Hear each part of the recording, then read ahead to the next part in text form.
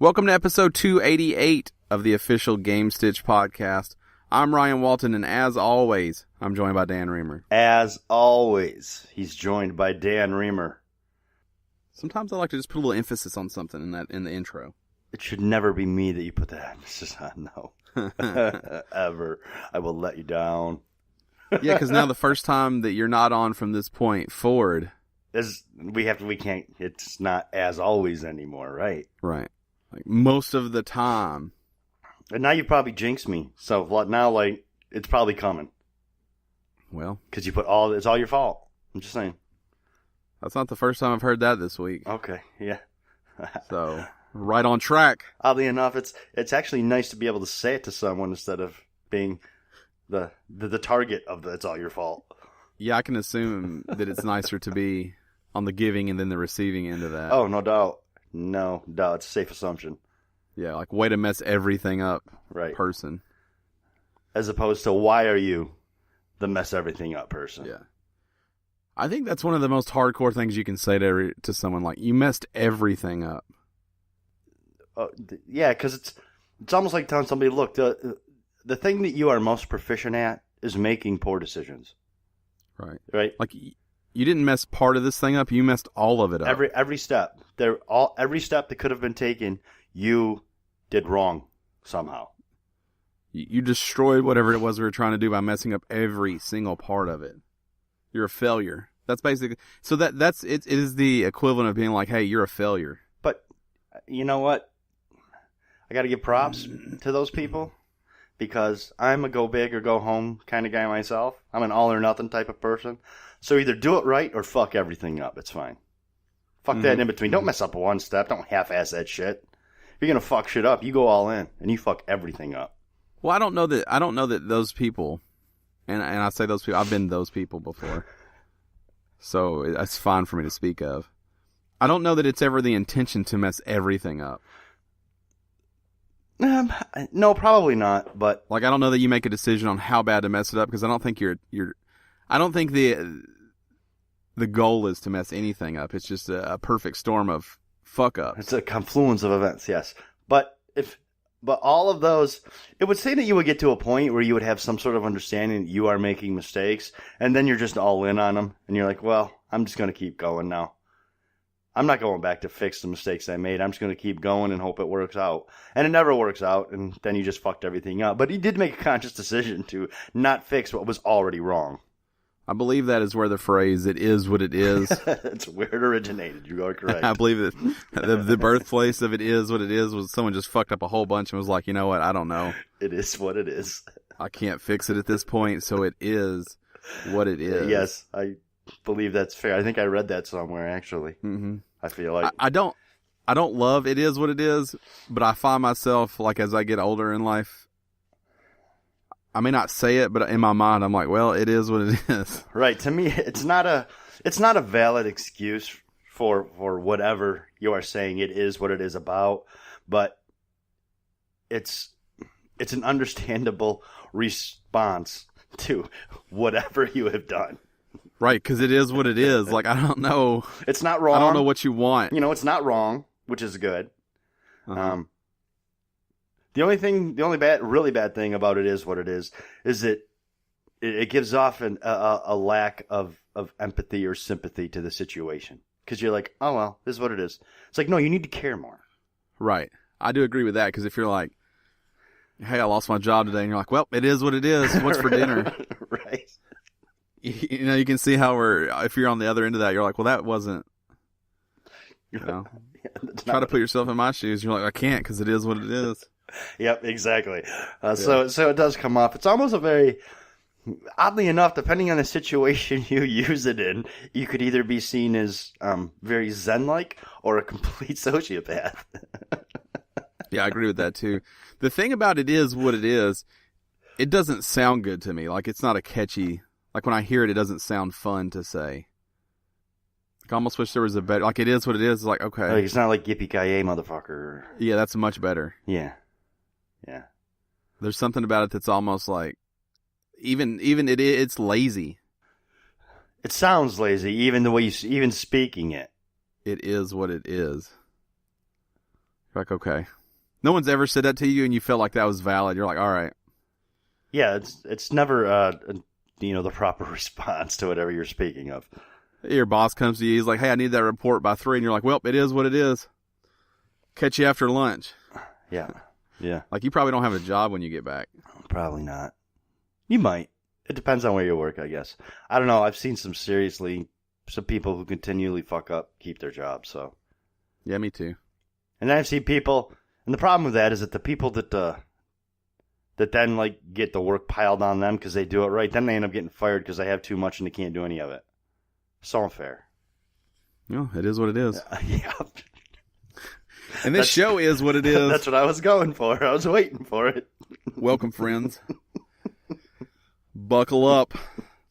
It's going to be a doozy of an episode. It's going to be a wild ride. I played too many video games this week. Well, the problem is you played them all really fucking late at night. Mm-hmm. So none of the games you played, a lot of, I was able to enjoy with you.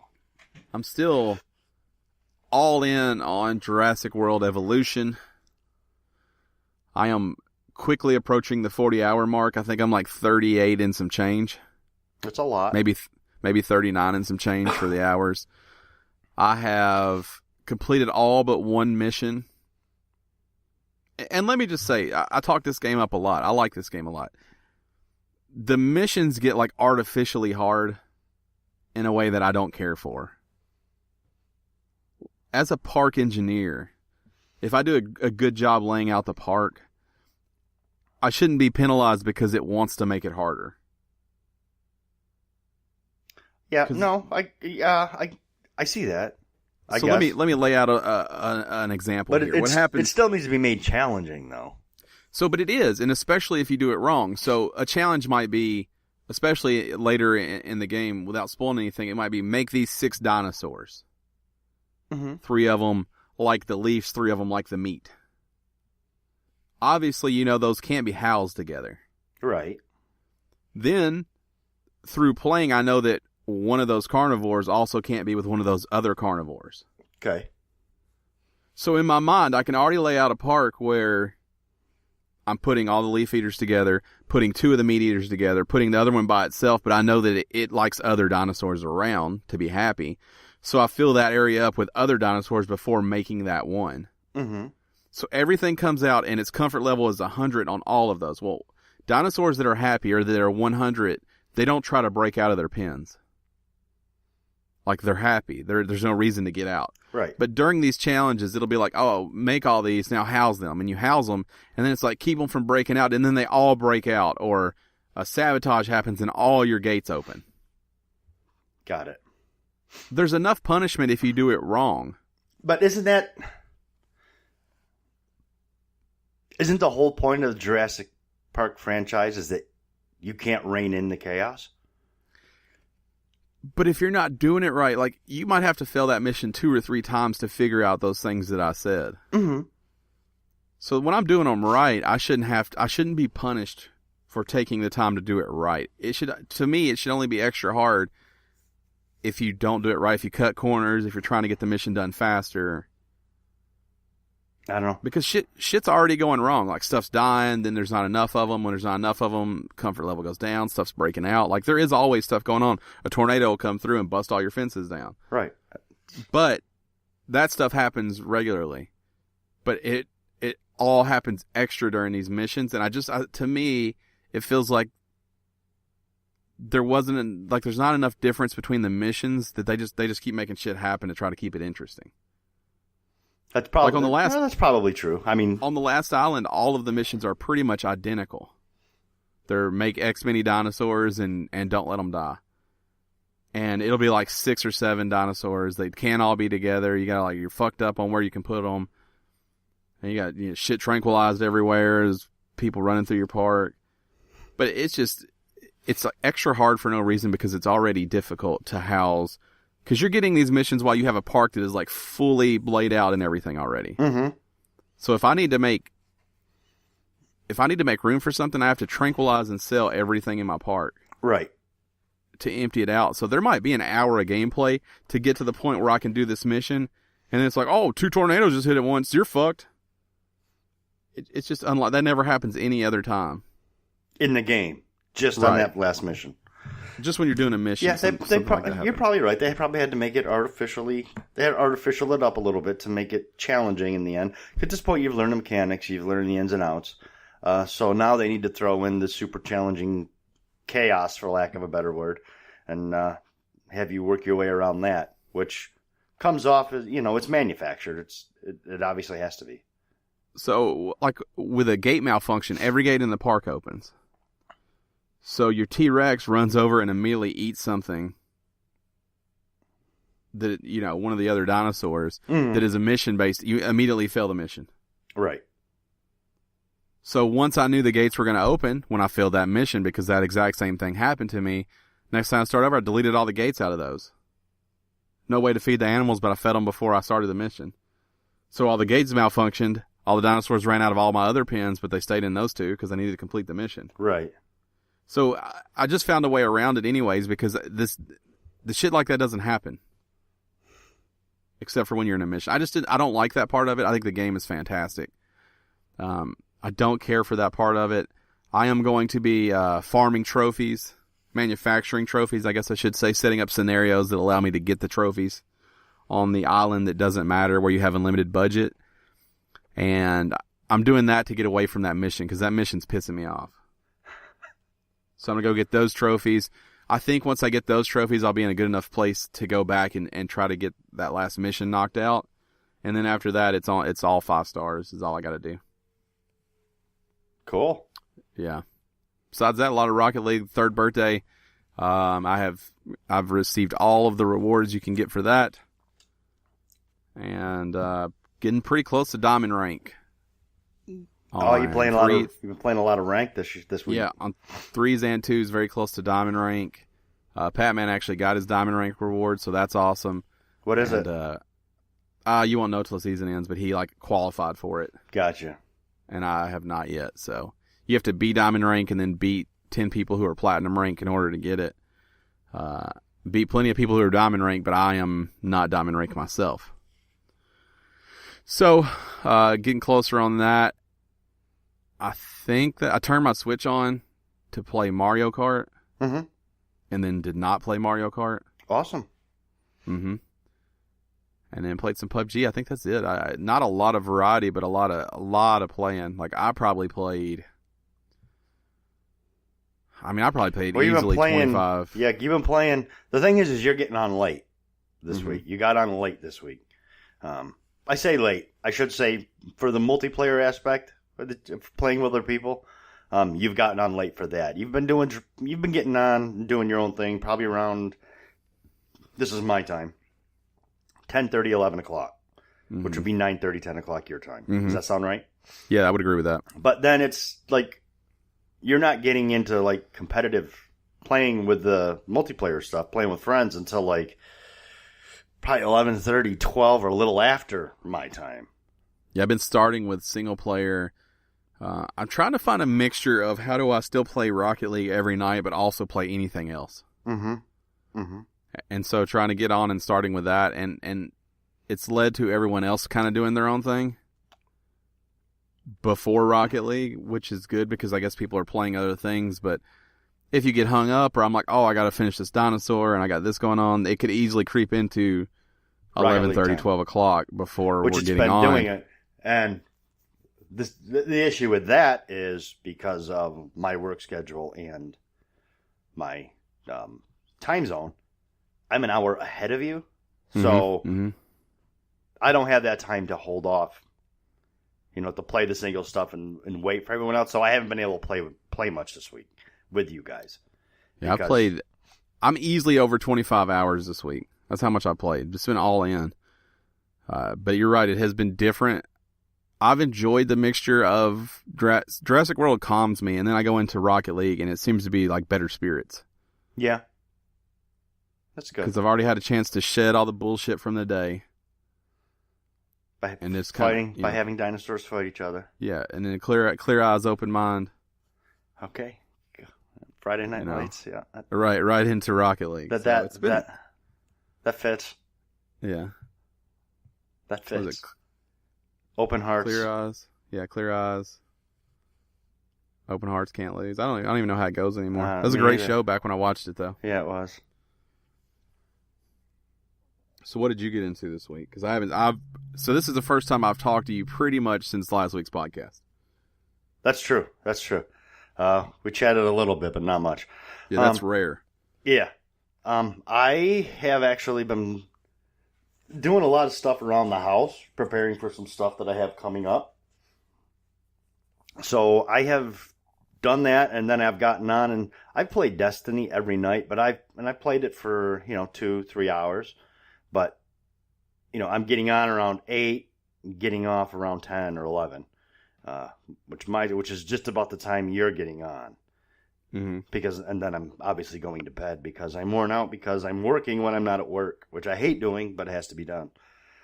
So I am pretty much all I have played this week is Destiny. I did download Rocket League for the on Game Pass. Yeah, and I actually have a friend who has it, who has an Xbox that has it, that has only played the exhibitions because he has no one to play with. So I'm thinking we're getting into that, and which I haven't done yet. But that's it, really. Just Destiny. I really like Destiny. Destiny's still a lot of fun. It's holding my attention. Mm-hmm. It's making me excited for the Division 2, because Division 2 is the same type of thing, right? And I like it in the Division more. Though I would argue that you were already excited for the Division. I'm already okay. That's fair. I'm already excited for Division 2, but it's making me not be able to. I'm thinking of it more than just waiting for it to come out. But yeah, I am excited for it. Quick follow up. Clear Eyes, Full Hearts Can't Lose. That's what it is. That's what it is. Yeah. Also, if you just search Friday Night Light quotes, it doesn't come up because everything else that Coach Taylor ever said does. Apparently, people are all in for the things that he said in that show. Now, the TV. Have you seen the movie? So I saw the movie once, and I'll be honest, I didn't love the movie. I thought it was fine. Okay. But I loved the TV show. I'm kind of in the same boat.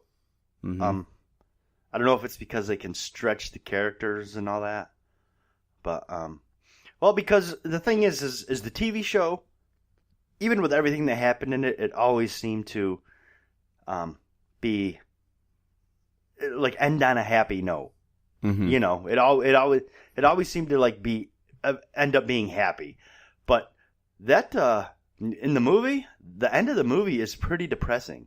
It is. I also feel like the TV show, it's first off, it's relatable. Yes. But the thing that I think the TV show does the best is it's all believable. It's believable, and it manages to it does better with the characters, and not that it does better. It has more time to work with the characters. Well, it's someone like every single one of them. Like you went to school with somebody that's kind of like this guy or kind of like that guy, or I remember doing that, or it just, to me, it makes everything more relatable. That show is incredible, and I think it holds up too. If you haven't seen it, watch all of Friday Night Lights. Yeah. Watch the movie too. I think they're different experiences, but I think they're both good. They're very different experiences, but they are both good. The movie has more of a based on a true story feel. Mm-hmm. Mm-hmm. But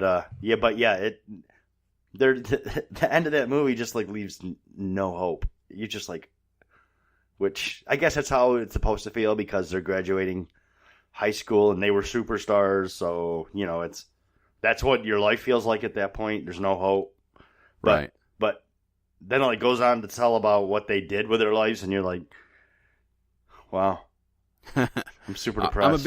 I love the show. I really like Kyle Chandler. I like how. Did you ever watch him in Early Edition way back when? Hell yeah, that's a great show. Great, Early Edition's so good. Great show.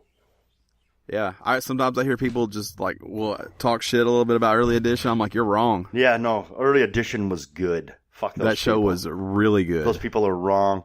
And he was really good in it. He was the only thing good in Pure Country, the movie with George Strait. Uh-huh. where he played George Strait's stunt double, I guess performing double, whatever you want to call him. Yeah, I'm a fan. But I like Kyle Chandler. Yeah. Yeah, I'm a fan. He's also one of those people who just has, and I'm gonna play fast and loose here because I don't know. He's one of those people that I assume has just made a fortune through doing TV shows that just happen to run like 8 seasons. Like everything he touches, I feel like has gone syndicated as far as TV goes. Well, the thing is he appears. He's in all these movies or all these TV shows, yeah, for a while, and he's done movies and this, that, the other thing, but he just seems like the guy who could live next door to me.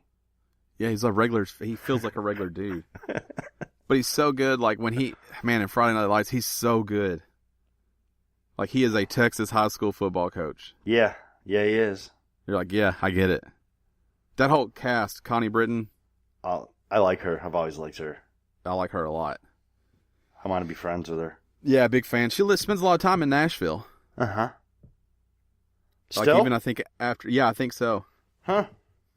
I listened to her on a podcast, and she actually was debating actually moving to Nashville, whether the show continued or not. It's a good place, plus everybody else is moving here, so why not? Right, yeah. It's like one of the... Yeah, there's a lot it's out of control. Yeah, it is. Yeah, it is.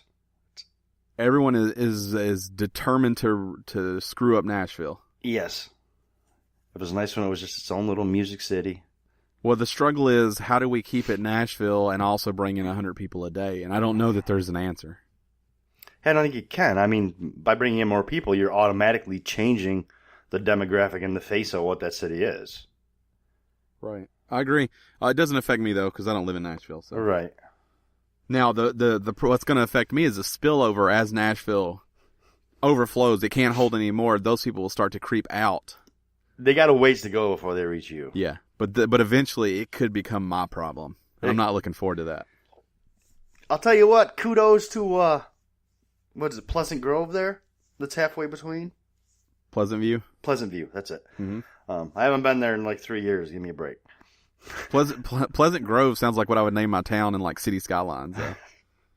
Just put some words together that sound like it could be a city. Pleasant View. Kudos to those guys who built up that little brownstone village thing there. Mm-hmm. That was an incredible sense of foresight. Yeah, because that's about the brink of where I think it would grow. It would grow to. I like to see a city or town like get ahead of something in a way that makes a lot of financial sense for them. Mm-hmm. Like the way that Hopkinsville did with the Eclipse. Yes. Like somebody had the foresight to go, we're going all in with this Eclipse thing. Yeah. And as ridiculous as it was, like they built entire strip malls and paid for them with the amount of people who came in for the Eclipse. Right. They redid all their roads. So like 2 years ahead of time, everybody's like, why are you messing the roads up? And they're like, because in 2 years there's an eclipse. And everybody thought they were nuts. And then when it happened and 600,000 people showed up and went to that. Right. From all over the country. Everybody was like, yeah, that made sense. So that was a smart move. Yeah. I like to see when that happens because it's like good for whoever actually understands how business works. Yeah. You gotta strike while the iron's hot. Isn't that a thing? I think you mixed some metaphors there, but it's close. No, I think that's right. It's a blacksmithing term, right? Because if you strike while it's cold, nothing happens. Right. Strike while it's hot. Sure, we'll go with that. Strike while the iron's hot. Yeah, I think I nailed that one. Maybe. I don't know. I'm not a blacksmith. To be fair. You're not a blacksmith. Anyone can be a blacksmith. And I am literally not a blacksmith. I have never even tried to be a blacksmith. So I can honestly say I am not a blacksmith. You've worked with metal at high temperatures. Okay, but blacksmith. I don't know. I feel like there's more to it than that. No, I have heated up metal to bend it. Does that count? Because I've watched a lot of Forged in Fire. I've never forged anything. I know you have. You've told me about Forged in Fire. And I've watched a lot of Alex Steel, so I feel like I probably am close to a blacksmith. You have such delusions of grandeur. If you watch enough of something, you have a working idea. A working idea and being able to do it are two different things. Listen, if you brought me some raw steel and a forge, a nice hammer. You're going to make me a sword? Yeah. works? A knife. That looks good? That works? That will stab people? That will stab things? That works. You can stab things with it. I don't think you could. Looks good. I think that comes with time, but could I make a functional knife? I believe I could. I believe that I have the ability to. We all have the ability to. Based off my experiences, I think I have the knowledge to. Yes, your experiences. It's watching TV. Yeah. Yeah, I think so. I'm comfortable saying I could do it. If this is your first time joining us, we talk all things blacksmithing and video games. It's a nice collaboration. It's metalwork. It's video games. Stick work. I was thinking of a fun name for a blacksmith and video game podcast, but I couldn't come up with anything. Because I don't think there is anything. I don't think they mix well together. I think they're odd. Yeah. Swords and sticks. And you're not a blacksmith, so. What about swords and sticks? No. Like the analog sticks? No. I know what you mean, but no. Because what it immediately conjures to mind is swords and like branches, sticks. That's why it's good, yeah. It's not good because sword beats stick every time, so it's dumb. And what if the logo was like a dual shock, but instead of the analog sticks, it was two swords shooting up from the two small swords? No, you're stretching. You're stretching. Welcome to Swords and Sticks. No, I'm leaving. I'm not going to be a part of Swords and Sticks. The only show that combines blacksmithing and video games on the internet. That one's not good. That's not one of your better efforts. You're filling a market, though, that is totally untapped. I think you're using the term market very loosely. You don't think people who work with metal also play video games? I think you're wrong. I don't think that at all. I don't think that. I think that there are people like that. Mm-hmm. I related to the story of John Cena. Okay, John Cena back in the day. Remember, he rocked the jorts. Yep. We started his old jort line. Yeah. And it immediately went downhill. It immediately shit the bed. Because jorts were cool for John Cena. Jorts were not cool to anyone else. Well, Kevin Smith probably, but and I feel like blacksmithing / video games kind of falls into that category. It's probably you and some other dude out there who would be totally into it, which is great, but you can't sustain that. I don't know. I think this idea is better than John Cena's jort line. I got to be honest with you. Well, I mean, I do like any time though that you can say, "This reminds me of a John Cena story." I like any time anyone can try to evaluate a business plan based off of something that John Cena did. I like that right off the bat. John Cena, he's doing it, man, just like The Rock did. I'm not mad at him. He's making the baby steps to be like a star. Yeah, he was in that Cockblockers movie. Yeah, recently. That actually looks pretty funny. Looks okay. I kind of want to see it. He's getting ready to be in the Bumblebee movie. Bumblebee. Yeah, I'm not super stoked for that one, but yeah. He's I mean like The Rock's first movie. The Rock's first movie was like fucking The Scorpion King. It was really good. It was really good. It was not good. What's the matter with you? It had the worst CGI ever. It was like on the other day when I was flipping through stuff and I was like, whew, this thing's rough. Did you see when he comes out as the Scorpion? Oh, no. Oh, he looks horrible. It was on for like 3 minutes and I was like, this thing is rough, and then I went to do something else. I've been doing this thing lately where I'm just like old school, like just flipping through channels. I kind of like it. It's a good time. Yeah, I'm watching like 2 minutes of things and 3 minutes of things. Skipping the guide and just flipping. Yeah, like I don't know what I'm getting. Yeah, the guide kind of ruined TV for me. I think we get too much information now in all aspects. I think the guide ruined things for me. Yeah, because I want to flip over and be like, oh, this is Scorpion King. I remember this sucking, and be like, oh, it still sucks. Right. And that's then flip over. The guide takes the discovery out of TV. Right. And then I flip over and someone's buying a house. You know, they're paying too much for a house in Hawaii, and I'm like, oh shit. And then I flip over and the next, like, it's Chopped, and I watch like one round of Chopped, and I'm on to something else. I kind of like it. I don't get those shows. I don't like those shows. They are so. I wish they would do a 1 year follow up, because there's no way these people are still carrying that fucking mortgage. All of those houses? Yeah. Yeah. I love when they're like, they have a budget of $750,000. They're looking for something with 6 bedrooms, 2 living rooms, 16 bathrooms. You're like, I don't think they can afford that. Oh, yeah. And their budget is $750,000. And Daryl is a professional chess player, and Sheila over here sells purses on Etsy. Right. Sasha makes bows. You're like, how much money's in that? Yeah, so they got, but our budget's... Jerry makes handcrafted pickles, and you're like, I don't know. Our budget's $1.5 million. No, Right. it isn't. Yeah. Because I work hard, and I can't Your even conceivable touch that budget is not $1.5 million. That's the problem with all those shows is that, and I think, so it's a problem, but it's not. The reason people watch them is because they don't have a budget of $1.4 million. Right. So they like to see what someone would be shopping for that had a budget of $1.4 million. The problem is the people on the show that have a budget of $1.4 million do not have a budget of $1.4 million. It cannot be possible.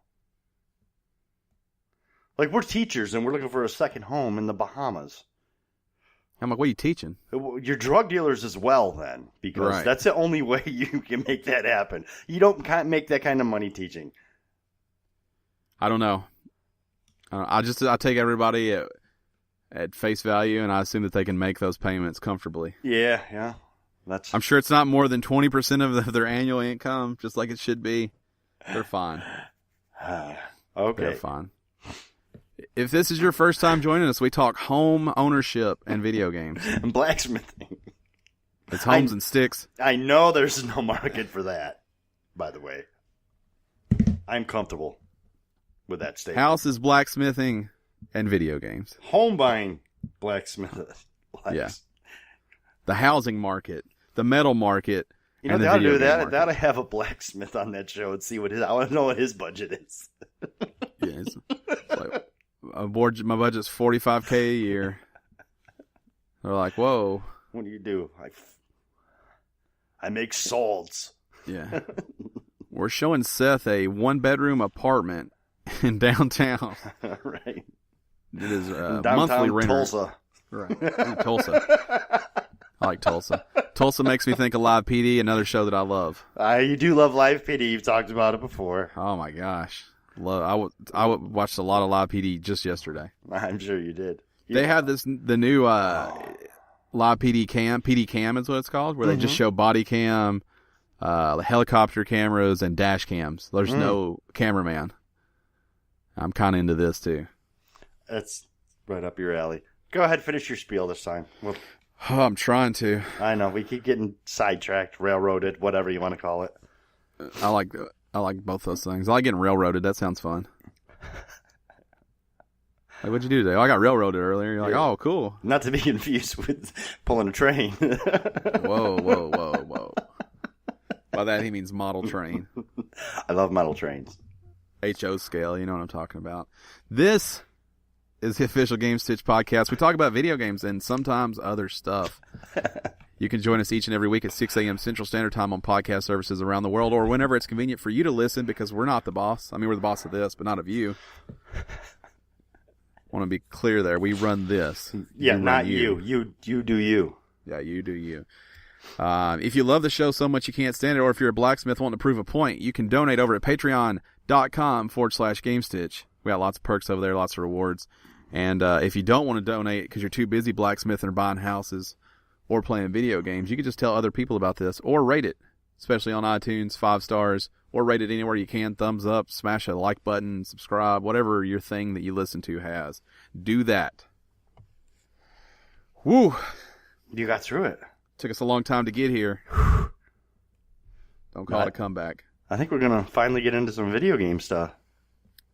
A lot of news. That's what you were here for, anyway. Yeah. Some things I care about, some things I don't care about on this news. It's a little mix of stuff, yeah.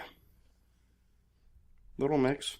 So I'm starting with a story that is nearest and dearest to my heart, and I think probably yours too. My soulmate, right here. This person. So Nathan Fillion has been teasing this Drake thing. Mm-hmm. He sent an awesome picture with the rapper Drake and a date, which is still like my favorite. What a great way to tease that.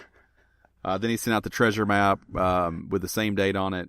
It turns out that it is a Uncharted fan film, and I'm gonna use the term fan here loosely because it's got some power behind it. It does. It's got some stars in it. So when I say fan, I just mean not officially a thing. Yes. Like it's not licensed, it's not sanctioned. It doesn't have Sony's blessing, I assume. But they haven't pulled it down. They can't. You can't pull down. You can't. That's right. That's what I wanted to hear. That's what I was going to. Also, that's why everyone who's involved in this did it, because they can't. They can't. What message do you send if you're like, hey, we appreciate it, but we got to pull this down, guys? Mm-hmm. Because then the internet's already on fire. It's going to lose its fucking mind. And Sony... If you want to sync a movie before it starts, pull this down and tell everybody you're still making the one you were already making. Right. Because you're just going to get a lot of middle fingers and no one will see the No one's going to go see that. So, in case you have lived under a rock or you've been forging a rock into something. Or you're not a fan of Nathan Fillion or Nathan Drake, which what the fuck is wrong with you if that's you, but I'm not saying you're not out there, but we're probably not friends. Nate Drake, obviously of the Uncharted fame, is voiced by Nolan North, who voices literally everyone that Troy Baker doesn't. And since the beginning of time, an Uncharted movie has been spoken of. And as soon as, for whatever reason, everyone decided it would not be Nolan North, the internet and gaming community immediately turned to Nathan Fillion. Castle star Nathan Fillion. Firefly star Nathan Fillion. I would dare say more noticeable, though. He did Castle for like 12 seasons, like way too long. Slither, star of Slither. Slither's star. Nathan Fillion. The Rookie star. 2 guys, a girl, and a pizza place. Star. Nathan Fillion. The internet, since the beginning of time, has decided he would be Nathan Drake. Uh-huh. He immediately said, I would like to be Nathan Drake. Yes. And that started the romance between the internet and Nathan Fillion being Nathan Drake. Sony and the powers that may be have never given 2 shits about him being Nathan Drake. No, they haven't. They have thought Mark Wahlberg would be a nice Nate Drake. Which seems Sony. Yeah, Sony needs to direct some of the energy they put in video gaming to their movie. They thought Chris Pine would be a nice Nate Drake. And I don't super disagree here, but they think Tom Holland would be a nice Nate Drake. A young Nate Drake. Yeah, young Nate Drake. Let me be clear on that. But the internet has just continued to move on, assuming that it's somehow the stars would align and Nathan Fillion would be Nate Drake. Well, he is in this fan-made 15 minutes. I think it clocks in right at 15 minutes. And I'll tell you... It also proves why Nathan Fillion should be Nate Drake. Right. So if anyone's ever seen anything, again, I'll say a fan film, it's always lacking. There's a level of polish. It's not there. But I would say it is very rare in this trailer. Like there's only a few moments. The gunplay, obviously would be stronger with a big budget behind it. But I'm telling you, I had 2 thoughts. My first thought is I would watch this movie. My second thought is I would watch this TV show. Yes.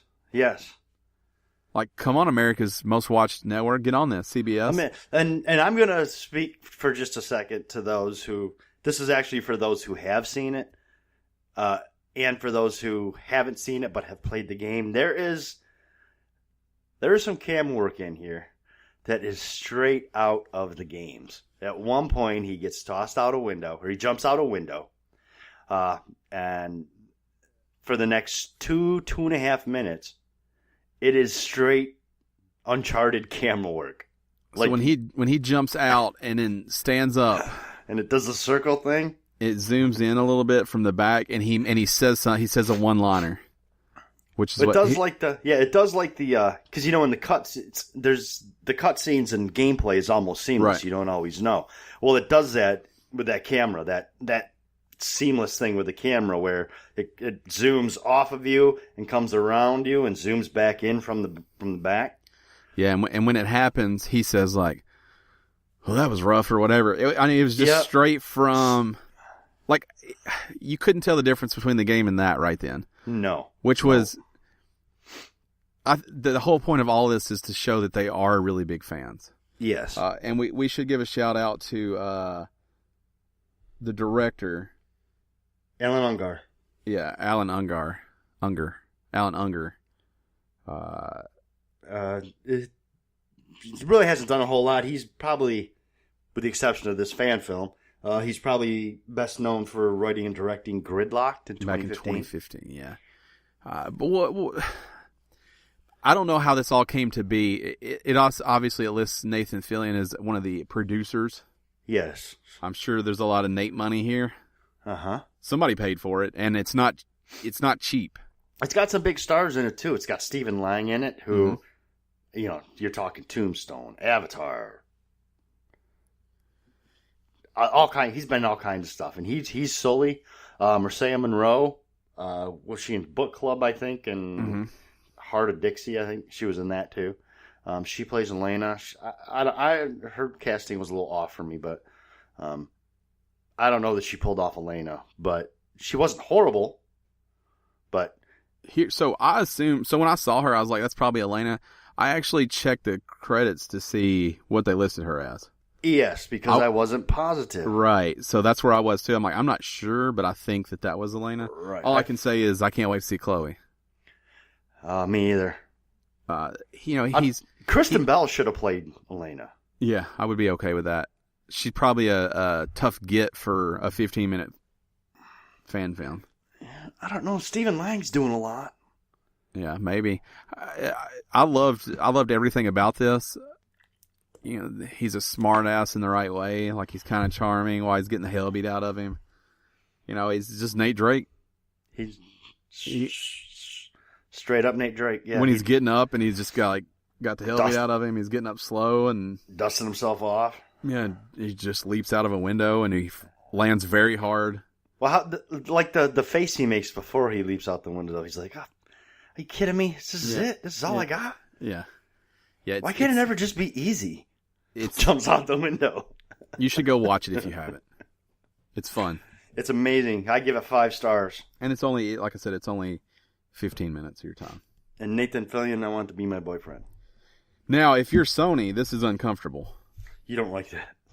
Because you're like, obviously people are responding very well to this. Yep. This is very much not the movie that you're making. No. Or plan to make. I don't think anything's being made, but it's not the movie you plan to make. Well, they're doing the prequel thing, so they might be okay, because it is technically 2 different stories.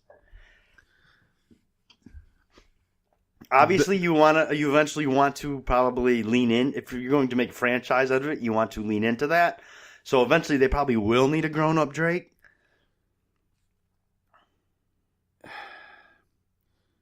I guess what's tough for me is if I typically in the past, video game movies have not done well, with the exception of, I would say, the Tomb Raider series.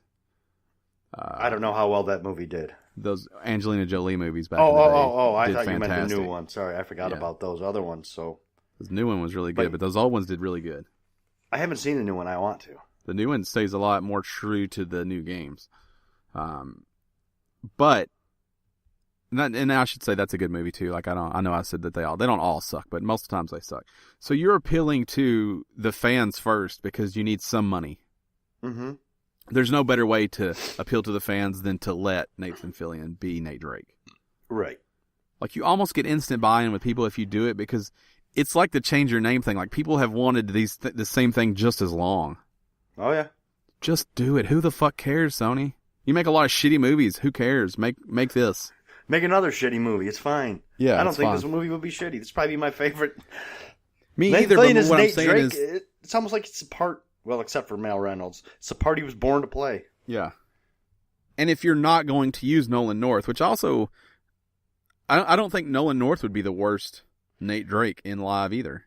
I don't either. I don't think he looks as much... I think Nathan Fillion actually looks the part more than Nolan North does. Yeah, they had his hair done the same and everything. Yeah. But I don't think Nolan North looks like Drake, but... He's obviously inhabited the role for, over the course of 4 games, 5 games. So, I think he would bring something special to it too. And these guys are more more involved than just with this Uncharted project, Nolan North and Nathan Fillion. As far as the two of them? Yeah. Swapping out roles, so to speak? Yeah, swapping. Swapping, not that kind of swapping. Not Key Party swapping. Or that kind of swapping. I don't know either one of them. It's not that kind of swapping, I promise. So Destiny 2, they showed off the Forsaken, is that what it's called? Forsaken DLC, yep. Yeah, and they showed off Cade 6 dying in the trailer. Not a spoiler. But what is a spoiler, which actually isn't a spoiler anymore, is that he is not being voiced by Nathan Fillion anymore. He's being voiced by Nolan North. Nolan North. We meet again, Nolan. You think that's what he said? No, probably not. It doesn't appear that there's any bitterness here. It seems like Nathan Fillion was actually out making money. He couldn't be. Yep. I mean, The Rookie's not going to film itself. That was it's true. It's going to be it was scheduling conflicts. Oddly enough, and this is a little not the way it went down. But Nolan North has also been brought into the first Destiny to voice Ghost after Peter Dinklage. It says bowed out. The Dinklage. Due to schedule. It says he bowed out due to scheduling conflicts. And general internet hate. That seems to be ignoring the truth and the facts of the matter. He was not asked to come back, and Nolan North actually came in and redid all of his voice work because no one was happy with Dinklage's voice work. I love Nolan North. I like Nolan Also, North. I'll real quickly give a shout out to Nolan North and Troy Baker do a YouTube series together now where they play old games. Yep. It's called Retro something. Yeah, I've seen it. It is good. Yeah, I watched a couple episodes of it. They're funny together because they're like best buds. Well, I mean, they do everything together. Yeah, they literally, like I said, if one doesn't do it, the other does. They're the two top-notch voices in the in the world, in the gaming community today. Two top voice actors. So I put this in here not that it makes a difference, but Nathan Fillion was asked about Cade 6 dying, and he says that he feels like he should be able to come back. I mean, that's their whole thing. They come back, right? You know, the whole thing is resurrection. What's interesting about that is that he doesn't even have a dog in that fight. No, he doesn't. Because it's not even him. So I think that's speaking as a fan.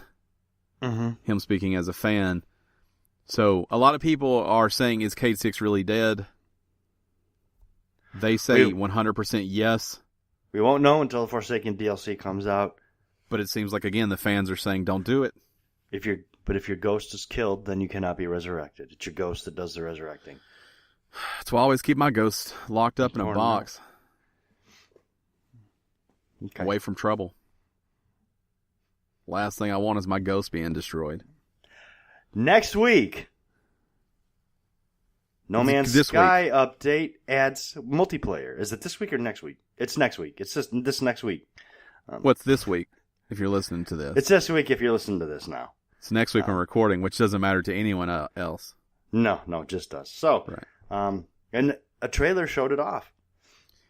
It's so much more than just multiplayer, though. This is amazing. Oh, yeah. It's adding all kinds of stuff. Anyway, Hello Games detailed a significant update that's coming this week to PS4, Xbox One, and PC. It actually releases for Xbox One, if I remember correctly. Yeah, I think it's $50. It's the first time it's coming out, but it will have everything. It's going to have all of this, all the updates, all of the DLC and stuff. Just listen to some of the stuff. Multiplayer. Team up with a small team of friends and explore the universe together, or be joined by random travelers. So they haven't given details, but I will tell you from the trailer, it looks like 4. Looks like 4 people. Caps at 4. You can help friends to stay alive or prey on others to survive. Tiny shelters or complex colonies that you build as a team. Fight as a pirate or a wingman in epic space battles with friends and enemies. Race exocraft across weird alien terrains, creating racetracks and trials to share online. And you finally get customer characterization. Yeah, you get to customize all your customers. You get character customization, which is important because of the next part of what you're about to read. Yep. And there's also a visual overhaul coming. It's fully playable in third or first person, both on foot and in shit. So third person is new to this. It's always been first person. Mm-hmm. So obviously you would need the ability to customize your customer now that you can see him. To characterize your customer. Yeah, right. Now that you can see your character, you would need to look different than everyone else, or they would break that again multiplayer. So that's cool. And then there's just basically some visual, as part of a visual overhaul, there's just stuff to make it look better. Some dev speak for things look better now. Yeah, planetary rings and improved space visuals. Nothing I love more than a good set of planetary rings. Ooh, I know. Some improved planetary terrain generations. Ground textures, water, and clouds bring the environment to life. Ooh. Because that's the thing that happens, no doubt. And let's see. More detail added to ships and NPCs. You also get unlimited base building. They can be built anywhere on any planet. No size limits. Incredible complexity. Hundreds of new base parts. And you can own multiple bases. Also, command freighters. You can assemble and upgrade a fleet of frigates and command them from the bridge of your own freighter. Friggin' frigates. Yeah.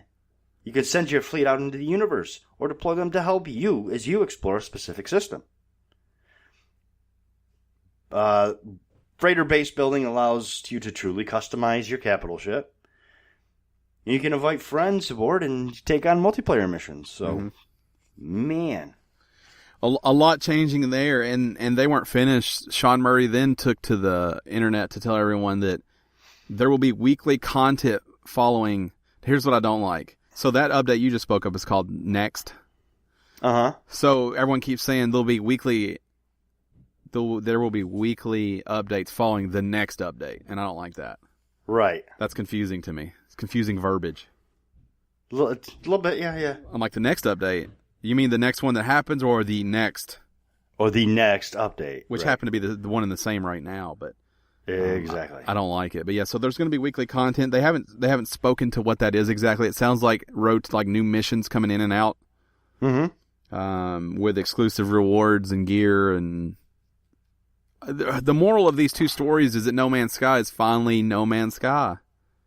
It's exactly what they promised 3 years ago. It would appear, that after 2 years after they launched, they finally have figured it out. Good for them. Good for Sean Murray.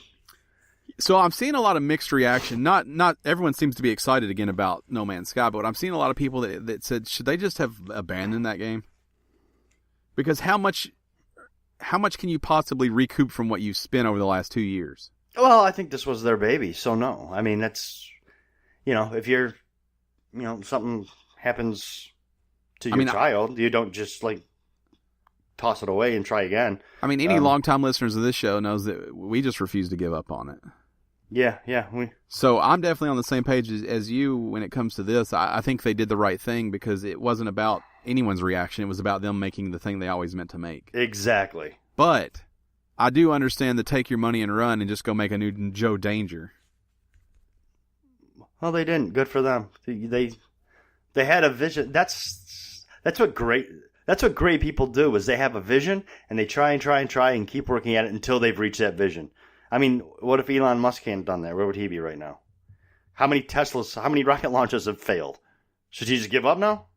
No. You know what you do? I agree with you. You crash a few more rockets. But so I'm sure the timed exclusivity with Sony was up long before now.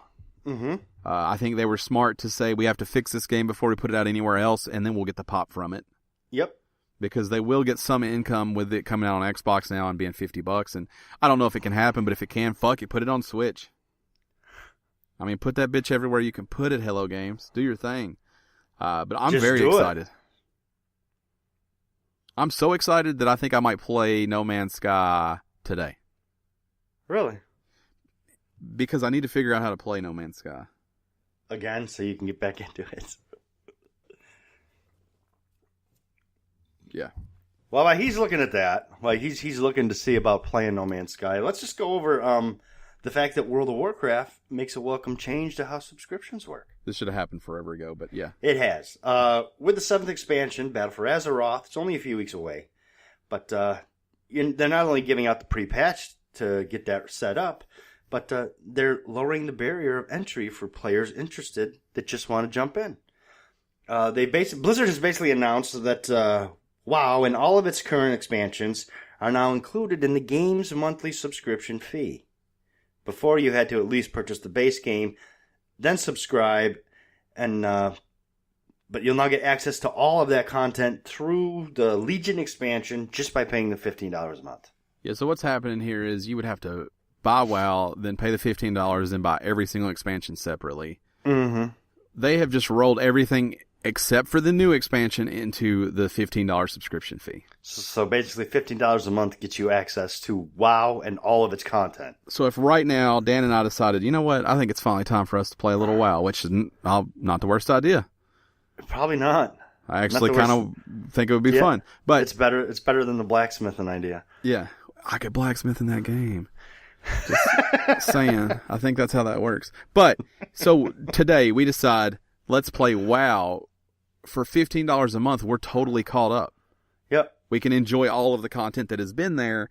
And then we only need to buy the new expansion, which is also smart because everyone jumping in will buy the new expansion. Right.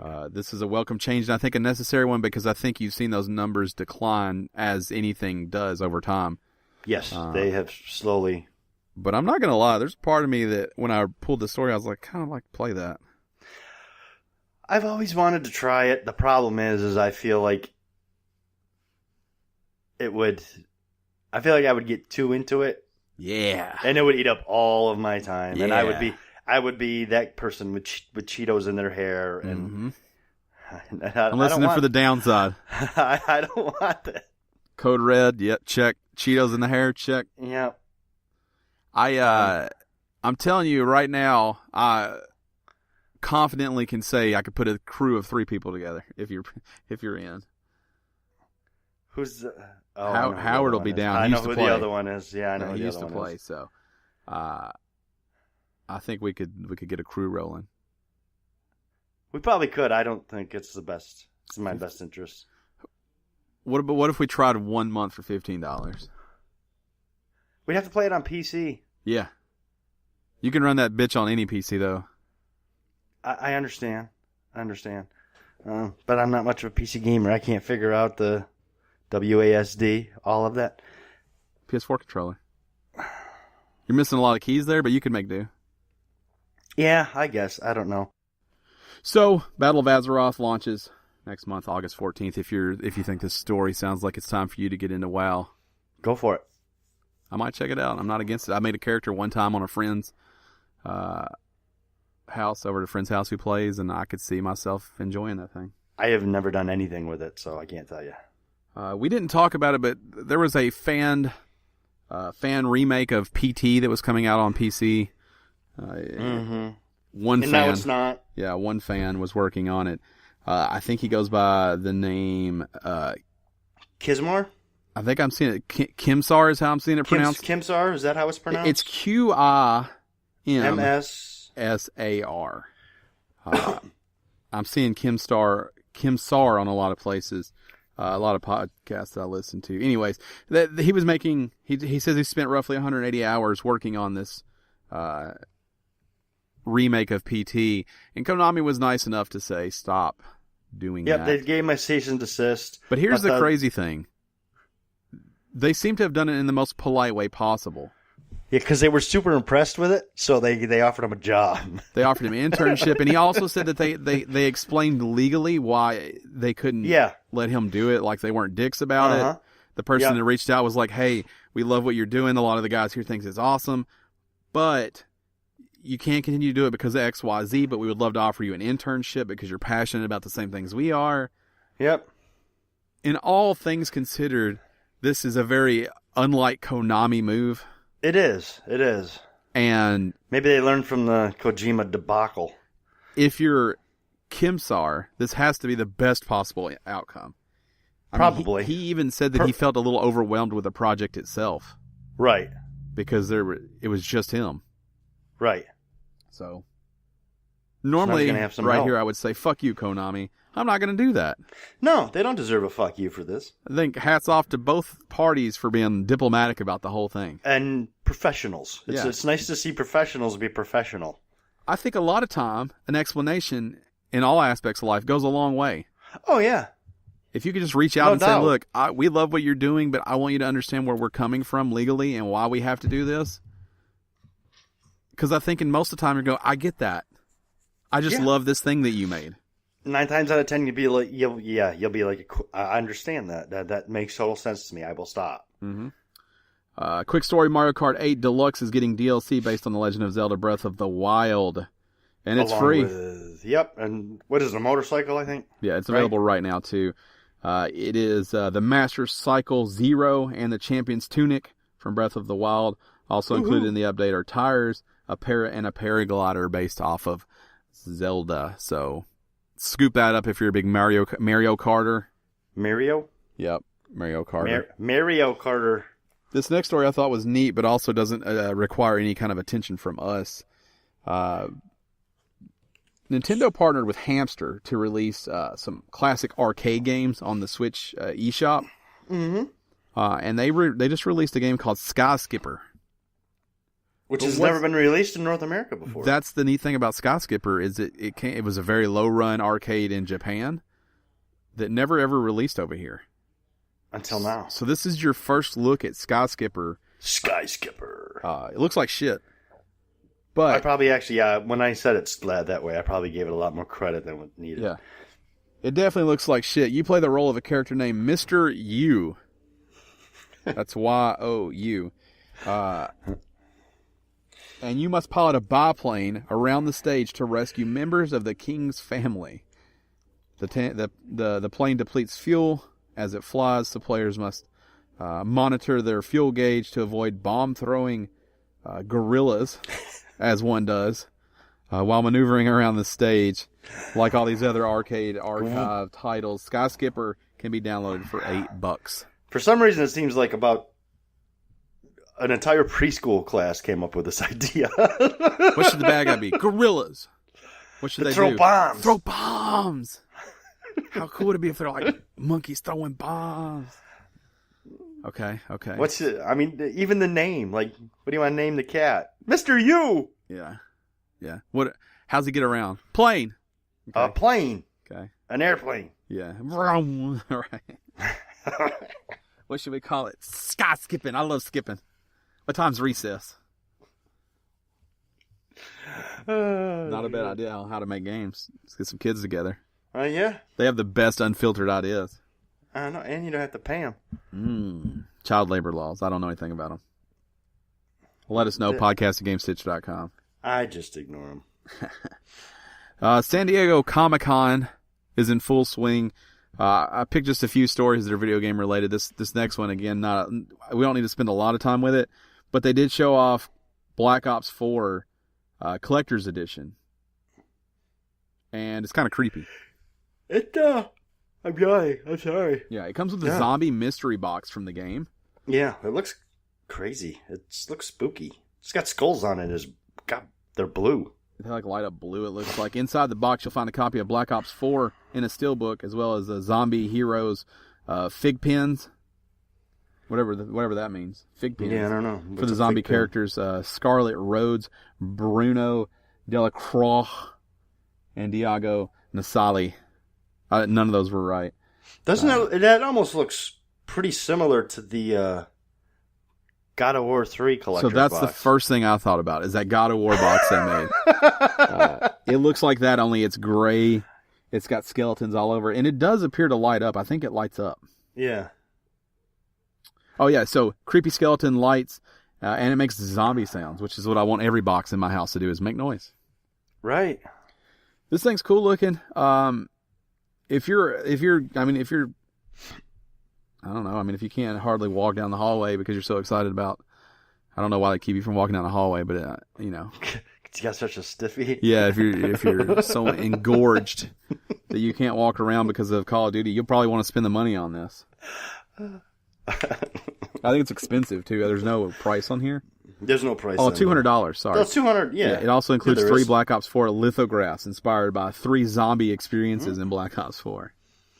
And they also at San Diego Comic-Con, they showed off a sweet-ass Superman PS4 Pro bundle. By Superman, you mean Spider-Man.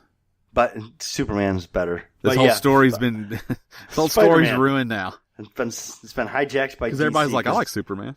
Because DC rules. Wow. But yeah, sweet ass Spider-Man PS4 Pro bundle. I want to give a little nod of the hat to Sony. They make that badass blue PS4, which I'm still in love with. I have some sort of mental affair with this PS4.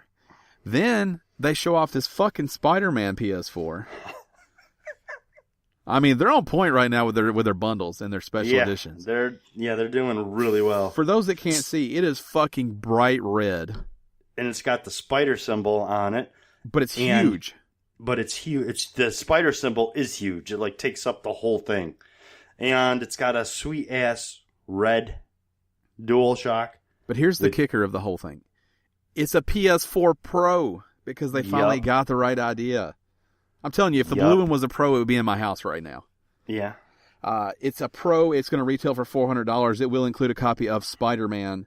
And I'm telling you, this thing, if that Call of Duty box didn't get you going, take a peek at this thing. It looks good. How good does that look? If it's, I'm not a big advocate for having your PS4 on its side, standing up vertical. I'm not a big fan of that. But it looks good, right? Golly, this is one you almost want standing up. The thing is awesome looking. That might be my first PS Pro. No one walks in your house and doesn't understand that's a Spider-Man PS4. I don't know if I should bother with a PS4 Pro at this point. I mean, maybe. What if you decide to do VR? I won't be able to because I already spent all the money on a PS4 Pro. This system comes out day and date with the game September 7th. It will retail again for $400. You can pre-order it at the time of this recording from Amazon. Yes. So who knows what will happen there. As of right now, you can do that. Yeah. Kind of telling you, it looks good. I know you're thinking about it. And that's our news for this week. That's our news. All we have for news. That is our news. News might be stretching the truth a little bit. I don't know. We basically just told you about some really cool shit. Which is the best kind of news. Yeah, I'm fine with it. Are you? Yeah, I'm fine with cool shit. I love cool shit. You know what else I love? I love your newest, oldest, bestest segment. Gone but not forgotten, our newest, oldest, bestest, favoritist, most hardcore segment. Probably not hardcore. Our most softcore segment. He probably no core. I don't think you need to put non-core segment of the show. There you go. Now you just made it awkward. Gone but not forgotten. Where we reach back in our gaming past, we tell you all about something we love in hopes that you'll either watch a video about it or maybe you'll blow the dust off an old system that you have, pop it in, and relive this love with us. It's my turn this week. It is. I have chosen a classic game that I have probably chosen in the past. Because that's what we do. Which means it is actually gone and forgotten for me. Because I can't remember that I've done it before. But I have selected Tecmo Bowl for the NES. I don't know that you have done it. I don't know if I have either, but let me tell you what I love is some Tecmo Bowl. Tecmo Bowl was a classic. And let me tell you why I love the Tecmo Bowl. Well, you were a 49ers fan? Well, no. Because you were a Bo Jackson fan. Well, I am a Bo Jackson fan. Not was. I am a Bo Jackson fan. But remember that cartoon that they had? It was stupid. Pro. What was that thing called? It had Bo Jackson, Michael Jordan. And someone else. Was it a baseball player? Wayne Gretzky. Oh, okay. Hockey player, yeah. I was thinking Don Mattingly for some reason. Well, because Bo covered... He might have guessed. Bo covered football and baseball. That's true, I guess. Let me get... real quickly, I gotta get the... Pro Stars is what it was called. Pro Stars. Wayne Gretzky, Michael Jordan, and Bo Jackson. It was a fun show. It wasn't very good. It wasn't good.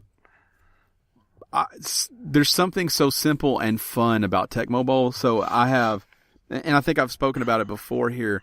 I'm doing a little organization at my house, but I have a NES it's a Sharp television with an NES built in. Mm-hmm. And as I was moving around and stuff, I was like, I haven't checked this TV in a while. I need to make sure it still works. So I plugged it up, and then I just looked around for the first cartridge I could find, and I found Tecmo Bowl. Did you play? Yeah, I did. It still holds up. That game's still pretty good. I didn't finish a game, but I played it and I was like, I love this game. Also, I just love the NES. I just love those games. Right. You know, I've talked about it before. When I go back to the Atari, I don't have any history with those games because I was too young when I played those. But you do with the Nintendo. I get it. And so like the noises and the sounds and the controller, and it makes my day every time I do that. So mine's the Atari, so I have that connection. Yeah. Every time you fire up Circus. Don't you talk shit about Circus. Or Adventure. Ooh, yeah, Adventure. First game with Easter egg ever. It was shaped like a square, though. It was shaped like a square. Because everything is. Still an Easter egg. Dragon like a duck, I don't care. Look, I appreciate those games. I don't have the love for them. I understand. You youngins these days don't appreciate anything. It's all in what you grew up with. You know, like I also have a strong love for the TurboGrafx where 95% of all people who play video games have never even heard of it. Right, yeah. So, I get it. Anyways, you probably know what Tecmo Bowl is. If you don't, it's a football game in its most basic form. But it was a ton of fun, especially if you had a friend to whoop that ass. Oh, yeah. Yeah. Played a lot of Tecmo Bowl. There's another one, too, that I'm actually not going to... Save it. I'm going to save it, I think, because I don't think I've talked about it. Next week's Gone But Not Forgotten. It was... You'll be on the edge of your seat. Make a guess at what Dan's going to use for next week, because his memory was sparked by the Tecmo Bowl. Let us know at @game_stitch on Twitter. Tecmo Bowl and the playing with a friend.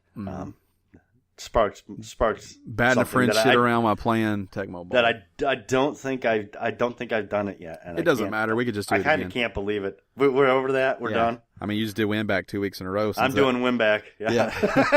Active cover system. First time it's been in the game. Am I ever going to live that down? No. Only because you had just done it. If you had spaced it out, like you literally did it on your last turn. It's a dark time. I get it. That brings us to shout-outs. Remember, if you want a shout-out, head over to patreon.com and support us at the $10 tier over there. You get a shout-out each and every podcast right in the middle of this podcast. I'm just going to keep saying the word podcast. And it's just a beautiful word. Even if you don't give us a shout-out, we'll assign one to you. Sometimes Dan creeps through your tweets and puts one together. Sometimes we just make something up. So sometimes it's more than just sometimes creeping through your tweets. It's usually me creeping through your tweets. Dan's always creeping is the moral of this. I'm just a creeper.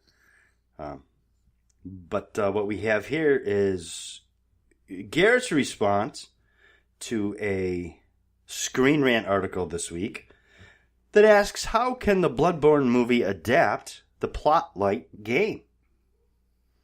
As we all know, Garrett is a huge Bloodborne fan, to the point that it's probably his favorite game of all time. Huge. Right? Huge. Gotta be huge. It's the biggest ever. It's really big. It's really bigly. So he says, yes, please. I'll take one of those. So he is incredibly excited about this. And I love that excitement, because that's, again, video game movies don't have a great history. But that's the beauty of video games, is when they make movies based on a video game that you love, it's almost irrelevant. Well, and I think Bloodborne is harder to mess up than some of the others. Well, because you can actually create your own... It has a very limited plot. I think that the environment, the world, lends itself to an amazing movie. Mm-hmm. Especially visually. Yeah, so... Yeah, I'm all for that. I still want to jump into Bloodborne. I never got around to it. It's still... I think they should do an anime-style animated movie, but... How do you feel about around to it? You like that? You like that phrase? Around to it? Yeah. I've never had around to it. Like I never got around to it? You like that? I don't know. It's a phrase. My dad's boss used to have a coin on his desk. Yeah. It said to it. Said to it. Yeah. Yeah.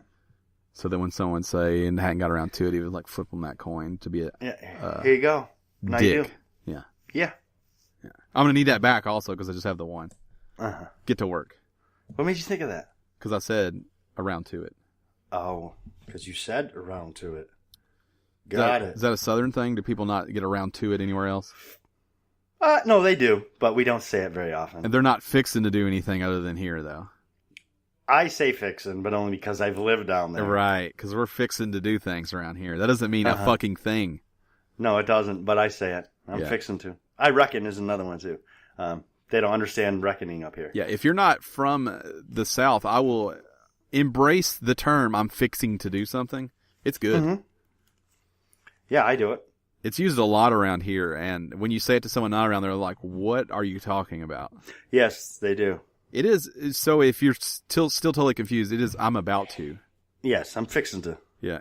See how good it is? If there were two people in front of you and one said I'm about to, another said I'm fixing to, you're like, I like that guy. Yeah, that's my friend. Something kind of fun about that guy. Uh-huh.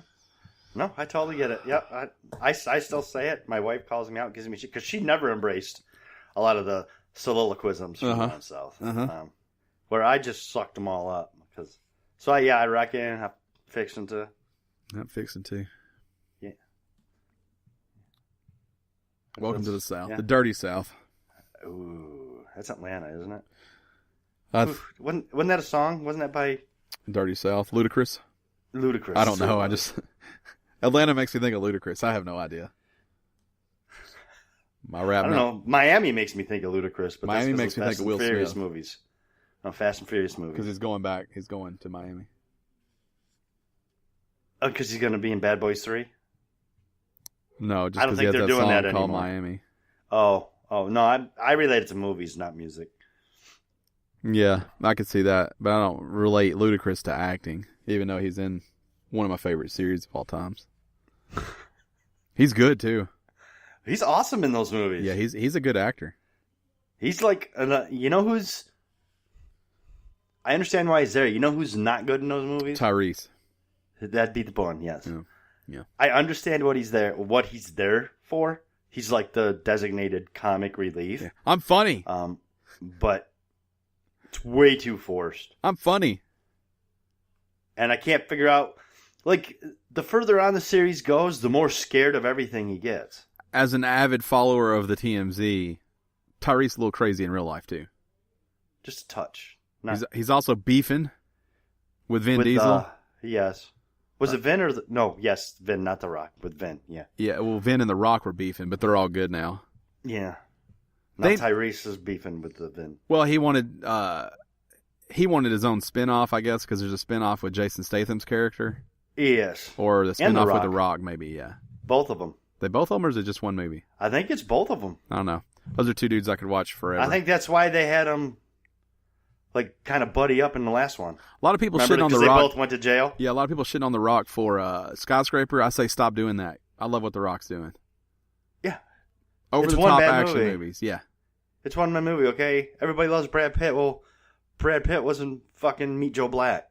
That's a good movie. So, it's a good movie. It's not a good movie. That's a shitty movie. That movie sucks. That's horrible. What if a gorilla threw bombs at planes, though?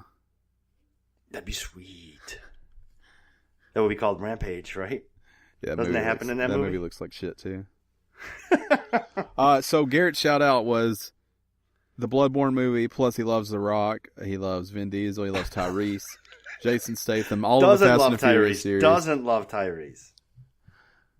Tyrese doesn't. I don't know that Tyrese loves Tyrese. Actually, Tyrese was good in Baby Boy. He did a good job in that movie. You probably never seen it. Never seen it, but I don't like him in Fast and the Furious. I don't have a problem saying that.